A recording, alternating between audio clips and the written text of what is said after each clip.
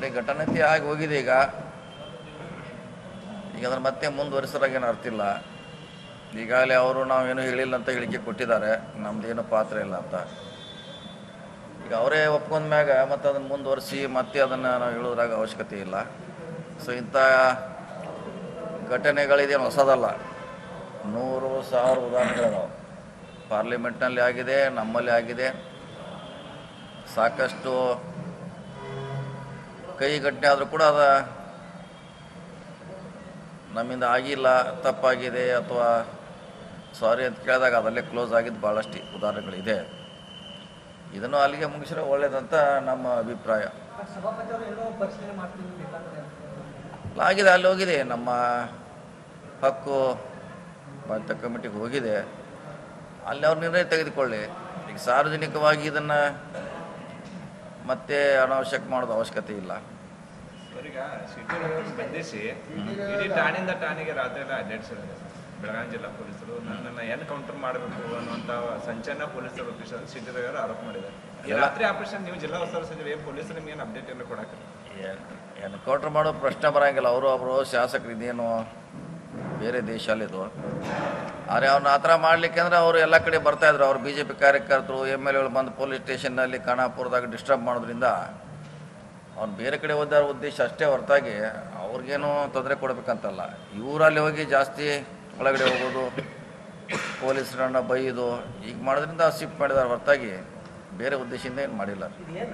ಪ್ರತಿಷ್ಠೆಯಾಗಿ ಪರಿಣಮಿಸಿದೆ. ಯಾಕಂತಂದ್ರೆ BJP ಅವರು ಅದನ್ನ ಪ್ರತಿಷ್ಠೆಯಾಗಿ ಈವರೆಗೂ ಕಾಂಗ್ರೆಸ್ನವರು ಪ್ರತಿಷ್ಠೆಯಾಗಿ ಅದನ್ನೇ ಹೇಳಿದಲ್ಲ. ಈಗ ಅಧಿಕಾರಿಗಳು ಇದರಲ್ಲಿ ಇದು ಆಗ್ತಾ ಇದೆ. ಈಗ ಪಾರ್ಟಿನೇ ಇಲ್ಲ ಅಂತ ಹೇಳಿದ್ಮ್ಯಾಗ ಮುಂದೆ ಯಾಕೆ ವರ್ಷೋದು ನಮ್ಮ ವಾದ. ಪಾರ್ಟಿನ ನಾನು ಆಗಿ ಹೇಳಿದ್ದಾರೆ, ಹೇಳಿದ್ಮ್ಯಾಗ ಮುಗೋದು ಒಟ್ಟು ಅಷ್ಟಕ್ಕೆ ಅದನ್ನು ಕ್ಲೋಸ್ ಮಾಡೋದು ಬೆಟ್ರು. ಸದನದ ಒಳಗೂ ಮತ್ತು ಹೊರಗೂ ಸಿಟಿ ರವಿ ಹಲ್ಲೆ ಯತ್ನ ಆಗುತ್ತೆ, ದೂರು ಕೊಡ್ತಾರೆ. ದೂರು ಕೂಡ ಈವರೆಗೂ ದಾಖಲಾಗಿಲ್ಲ. ಅದು ಗೊತ್ತಿಲ್ಲ, ಅವರು ಕೊಟ್ಟಿದ್ದಾರೆ ಅಂತ ಕೇಳಿದ್ದೀವಿ. ಇವ್ರು ಯಾಕೆ ದಾಖಲೆ ಮಾಡಿಲ್ಲ, ಅದಕ್ಕೆ ಏನು ಆಗಿದೆ ಅನ್ನೋಕೆ ಅದ್ರ ಬಗ್ಗೆ ಮಾಹಿತಿ ಇಲ್ಲ. ಮಾಹಿತಿ ಪಡೀಲಿಕ್ಕೆ ಪ್ರಯತ್ನ ಮಾಡ್ತೀವಿ. ಸುವರ್ಣಸೌಧಕ್ಕೆ ನುಗ್ತಾರೆ, ಹಲ್ಲೆ ಮಾಡೋಕ್ಕೆ ಪ್ರಯತ್ನ ಮಾಡ್ತಾರೆ ಶಾಸಕನಿಗೆ. ಅಂದ್ರೆ ಶಾಸಕರಿಗೆ ರಕ್ಷಣೆ ಇಲ್ವಾ ಸರ್? ಇಲ್ಲೆಲ್ಲ ರಕ್ಷಣೆ ಅಂತ ಕೊಟ್ಟಿದ್ದಾರೆ, ರಕ್ಷಣೆ ಕೊಟ್ಟಿಲ್ಲ ಅಂತ ಹೇಳಲಿಕ್ಕೆ ರಕ್ಷಣೆ ಮಾಡಿದ್ದಾರೆ. ಮಾರ್ಷಲ್ಗಳು ಪೊಲೀಸರು ರಕ್ಷಣೆ ಮಾಡಿದ್ದಾರೆ. ಈಗ ನೋಡಿ ಅಲ್ಲಿ ಎಲ್ಲರೂ ಇರ್ತಾರೆ ಕಾರ್ಯಕರ್ತರು, ಯಾರಂತ ಗೊತ್ತಾಗೋದು? ಸಾವಿರಾರು ಮಂದಿಗೆ ಬಿಟ್ಟಿರ್ತಾರೆ ಪೊಲೀಸರು. ನಮ್ಮ ಕಾರ್ಯಕರ್ತರು, ಅವ್ರ ಕಾರ್ಯಕರ್ತರು, ಸೋಷಿಯಲ್ ವರ್ಕರು, ಪ್ರತಿಭಟನೆ ಮಾಡೋರು ಎಲ್ಲರೂ ಒಳಗಡೆ ಇರ್ತಾರೆ. ಇವರೇ ಅಂತ ಹೆಂಗೆ ಹೇಳೋರು ನೀವು? ಒಂದು 20-30 ಜನ ಬಂದು ಅಟ್ಯಾಕ್ ಮಾಡಿದರೆ ಕಷ್ಟದ ಕೆಲಸ. ಆದರೂ ಕೂಡ ಮಾರ್ಷಲ್ಗಳು ಪೊಲೀಸರು ಅದನ್ನು ತಡೆ ಹಿಡಿದಿದ್ದಾರೆ. ಪರಿಷತ್ನಲ್ಲಿ ಆ ಪದ ಬಳಕೆ ಮಾಡುವಾಗ ನಾವೇ ಇದ್ದೀವಿ ಅಂತೇಳಿ ಉಮಾಶ್ರೀ ಮತ್ತು ನಾಗರಾಜ್ ಯಾದವ್ ಹೇಳ್ತಾರೆ. ನಾವೇ ಸಾಕ್ಷಿ, ನಮ್ಮ ತಂದಿದ್ದಾರೆ ಅವರು. ಹೌದ್ರಿ, ಅಂದಿರಬಹುದು. ಈಗ ಅವ್ರು ಇಲ್ಲ ಅಂತ ನಾ ಅದ್ರ ಹಿಂದಕ್ಕೆ ಪಡಿತೀವಿ ಅಂದಾಗ ಮುಗಿತು. ಇಂಥ ಭಾಳಷ್ಟು ಘಟನೆಗಳನ್ನು ನಾವು ನೋಡಿದ್ದೀವಲ್ಲ. ಒಂದೊಂದು ದಿವಸ 2-2 ದಿವಸ ಸದನ ಬಂದಾಗಿದೆ. ನಂತರ ಬಂದು ಸಭಾಧ್ಯಕ್ಷರ ಮುಂದೆ ಸಂಧಾನ ಆಗಿ ಮುಗಿದದ್ದನ್ನು 100 ಘಟನೆಗಳು ನೋಡಿದ್ದೀವಿ. ಇದನ್ನು ಮುಂದುವರಿಸೋದು ಎರಡು ಪಾರ್ಟಿಯವರಿಗೆ ಅವಶ್ಯಕತೆ ಇಲ್ಲ, ಬಿಟ್ಟುಕೊಡಬೇಕಂತ ನಮ್ಮ ನಡೆದುಕೊಂಡ ರೀತಿ, ಅವರು ನಡೆಸ್ಕೊಂಡ ರೀತಿ ಪೊಲೀಸರು ಏನು ನಡೆಸ್ಕೊಂಡ್ರು ಸರ್, ಇದ್ರ ಬಗ್ಗೆ ತಾವೇನು ಹೇಳ್ತಾರೆ? ಅವರು ಹೇಳ್ತಾರೆ ಮುಂದೆ ನಾವು ಅಧಿಕಾರಕ್ಕೆ ಬಂದಾಗ ಇದನ್ನ ಚುಕ್ತ ಮಾಡ್ತೀವಿ ಲೆಕ್ಕ ಅಂತ ಹೇಳಿದ್ದಾರೆ. ಹಂಗೆ ಹೇಳ್ತಾರೆ, ಹಂಗೆ ಮಾಡ್ಲಿಕ್ಕೆ ಆಗೋಲ್ಲ.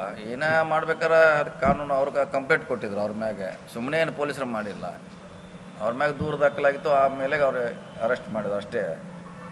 ಪೊಲೀಸರು ಏನು ಉದ್ದೇಶಪೂರ್ವಕವಾಗಿ ಏನು ಮಾಡಿಲ್ಲ. ನಡೆದುಕೊಳ್ಳುವ ರೀತಿ ಸರಿ ಇರಲಿಲ್ಲ, ಗುಂಡಾವರ್ತನೆ ಮಾಡಿದ್ದಾರೆ. ಸರ್ಕಾರ ಏನು ಸರ್ಕಾರ ಅಗತ್ಯಂತೆ ಮಾಡ್ತಿದ್ದಾರೆ ಕೆಲಸವನ್ನು. ಇಲ್ಲ, ಪೊಲೀಸರು ಇಂಡಿಪೆಂಡೆಂಟ್ ಮಾಡಿದ್ದಾರೆ. ಅವ್ರನ್ನ ಅಷ್ಟೆಲ್ಲ ಸುತ್ತಾಕ್ಲಿಕ್ಕೆ ಅದೇ ಕಾರಣ. ಅವ್ರು ಜನ ಬರೋದ್ರಿಂದ ಅವ್ರನ್ನ ಶಿಫ್ಟ್ ಮಾಡಿ ತೊಂದರೆ ಆಗಬಾರ್ದು ಶಿಫ್ಟ್ ಮಾಡಿದಾರೆ ಹೊರತಾಗಿ ಬೇರೆ ಉದ್ದೇಶದಿಂದ ಮಾಡಿಲ್ಲ. 10 ನಿಮಿಷಕ್ಕೆ ಮ್ಯಾಗಿಂದ ಫೋನ್ ಬರ್ತಾ ಇತ್ತು, ಡೈರೆಕ್ಷನ್ಸ್ ಬರ್ತಾ ಇತ್ತು. ಡೈರೆಕ್ಷನ್ ಪ್ರಕಾರ ಪೊಲೀಸರು ನಡೆದುಕೊಳ್ತಾ ಇತ್ತು. ಯಾರು ಡೈರೆಕ್ಷನ್ ಅನ್ನುವಂಥ ನಿಧಾನವಾಗಿ ಹೇಳ್ತೇನೆ. ಅವರೇ ಹೇಳ್ಬೇಕು. ಈಗ ನಾವೆಲ್ಲಿ ಹೇಳೋದು ನಮಗೇನು ಗೊತ್ತಿಲ್ಲ. ಅವರೇ ಹೇಳಿಬಿಟ್ರೆ ಮುಗಿದು ಹೋಗ್ತಿತ್ತು, ನಾವೇನು ಹೇಳೋದ? ನೀವೇನೋ ಡೈರೆಕ್ಷನ್ ಕೊಟ್ಟಿದ್ದೀರಿ ಸರ್ ಜಿಲ್ಲಾ ಉಸ್ತುವಾರಿ ಸಚಿವರು?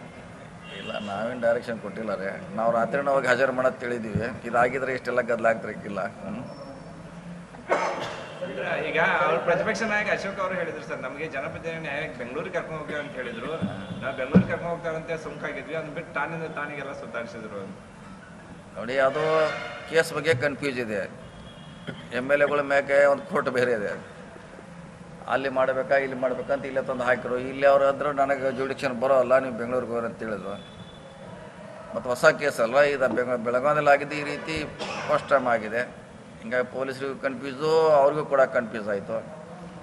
ಸೊ ಅಂತಿಮವಾಗಿ ಅದನ್ನು ಟ್ರಾನ್ಸ್ಫರ್ ಮಾಡಿದ್ರು. ಅಷ್ಟಾಗಿ ಅವ್ರಿಗೆ ಬೇಲ್ ಆಗಿದೆ, ಬಿಟ್ಟಿದ್ದಾರೆ. ಇನ್ನು ಮುಂದೆ ಕಾನೂನು ಇದೆ, ಹೋರಾಟ ಏನಿದ್ರು ನ್ಯಾಯಾಲಯ, ಅದನ್ನ ನ್ಯಾಯಾಲಯ ತೀರ್ಮಾನ ಮಾಡ್ಬೇಕು ಅಷ್ಟೇ.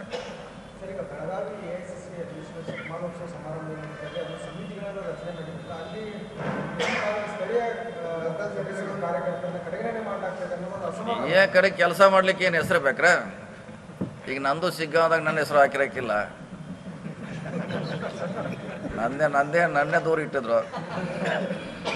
ಈಗ ಹಾಕಿಲ್ಲ ತೀದ್ರೆ ಏನು ಮಾಡಿದೆ? ಈಗ ಹೋಗಿ ನಾವು ಅಲ್ಲಿ ಗೋಲ್ಡ್ ಮೆಡಲ್ ತೊಗೊಂಡ್ಬರ್ದಿಲ್ಲ, ಅದು ಉದ್ದೇಶಪೂರ್ವಕ ನಮ್ಮ ಹೆಸರು ಡ್ರಾಪ್ ಮಾಡ್ಯಾರು ಒಲಿಂಪಿಕ್ ಹೋಗ್ಲಿಕ್ಕೆ.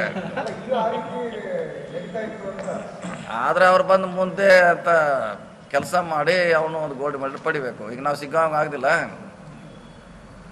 ನಮ್ಮನ್ನ ಹೆಸರ ಕಳಿಸ್ರಾಕಿಲ್ಲ, ಆದರೂ ಕೂಡ ನಾವೇ ಗೋಲ್ಡ್ ಮೆಡಲ್ ಹೊಡ್ಕೊಂಡ್ ಬಂದಿವಿ. ನೀವೊಂದು ಲೋಕಸಭೆ ಚುನಾವಣೆ ಆದ್ಮೇಲೆ ಅಲ್ಲಿ ಆಲ್ರೆಡಿ ವರ್ಕ್ ಚಾಲೂ ಮಾಡಿದ್ದೀರಿ ಸರ್. ಅಲ್ಲ ಸರ್, ಇಲ್ಲಿ ಬಟ್ ಉದ್ದೇಶಪೂರ್ವಕವಾಗಿ ಮಾಡಿದ್ದಾರೆ ಅಂತ ಆರೋಪ. ಎಷ್ಟು ಮಂದಿಗೆ ಹಾಕಾರ ನೀವು? ಇಡೀ ಜಿಲ್ಲಾದ ಇದು ಬೆಳಗಾವಿ ಕಾರ್ಯಕ್ರಮ ಅಲ್ಲ, ಇಡೀ ಸ್ಟೇಟ್ದವ್ರು ಎಲ್ಲ ಅದ್ರಾಗ ಇನ್ವಾಲ್ವ್ ಇದ್ದಾರೆ. ಎಲ್ಲ ಜಿಲ್ಲೆಯವ್ರದಾರ, MLA, ಮಂತ್ರಿಗಳು, ಕಾರ್ಯಕರ್ತರು, ನಮ್ಮವ್ರನ್ನ ಎಲ್ಲದ್ರಾಗ ಜಿಲ್ಲೆಯವ್ರನ್ನ ಒಬ್ಬೊಬ್ಬನ ಇಬ್ಬರನ್ನ ಹಾಕಿದ್ದಾರೆ. ಎಲ್ಲರಿಗೂ ಹಾಕ್ಲಿಕ್ಕೆ ಆಗೋಲ್ಲ, ಯಾಕಂದ್ರೆ ಎಲ್ಲರೂ 30 ವರ್ಷ ಮ್ಯಾಗದಾರ ನಮ್ಮವ್ರು ಎಕ್ಸ್ಪೀರಿಯನ್ಸ್. ಹಿಂದೆ ಕೂತಾರು 30 ವರ್ಷ ಕೆಳಗೆ ಯಾರೂ ಇಲ್ಲ. ಇವರು 40 ವರ್ಷದವ್ರು ಹಾಕಿರ್ಬೋದು, ಅವರು ಅಧ್ಯಕ್ಷ 50 ವರ್ಷದವ್ರು ಹಾಕಿರ್ಬೋದು, ಹಿಂಗೇನು ಆಗಿರ್ಬೋದು. ಏಜ್ ಕ್ಯಾಟಗರಿ ಮ್ಯಾಗ ಹಾಕಿರ್ಬೋದು. ಈ ಜೂನಿಯರ್ ಅಂತ ಬಿಟ್ಟಿರ್ಬೇಕು ಇವ್ರನ್ನೆಲ್ಲ ಇದ್ದೆ. ಸರ್ ಲೈಟಿಂಗ್ ಅಂತೂ ಜಬರ್ದಸ್ತ್ ಆಗಿದೆ ಸರ್, ಅವರು ಬಂದು ಇದೆ ಕರೆಂಟ್ ಬಿಲ್ ಕಟ್ಟೋರು ಯಾರು? ಕರೆಂಟ್ ಬಿಲ್ಲು ಸರ್ಕಾರ, ಮತ್ತು ಪಾಲಿಕೆ ಸರ್ಕಾರಕ್ಕೆ ಅದಕ್ಕೆ ದುಡ್ಡು ಈಗಲೇ ಕೊಟ್ಟಿದೆ ಅಲ್ಲ, ಖರ್ಚು ಮಾಡಲಿಕ್ಕೆ ಸರ್ಕಾರಕ್ಕೆ ದುಡ್ಡು ಕೊಟ್ಟಿದೆ. ಸೊ ಅದರಲ್ಲಿ ಆ ದುಡ್ಡು ಕರೆಂಟ್ ಬಿಲ್ಲನ್ನು ನಾವು ಕಟ್ಟಿ